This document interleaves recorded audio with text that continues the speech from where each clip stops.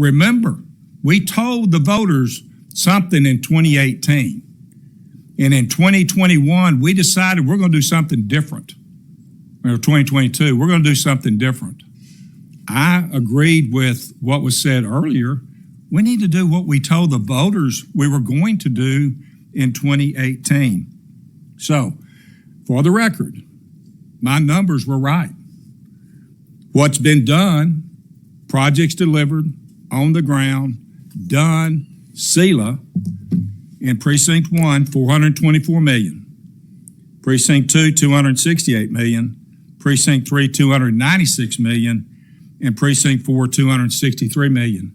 That's where this is headed. We're going to end up doing more projects by design in Precincts 1, likely 2, by design, and many projects in Precinct 3 for no good reason.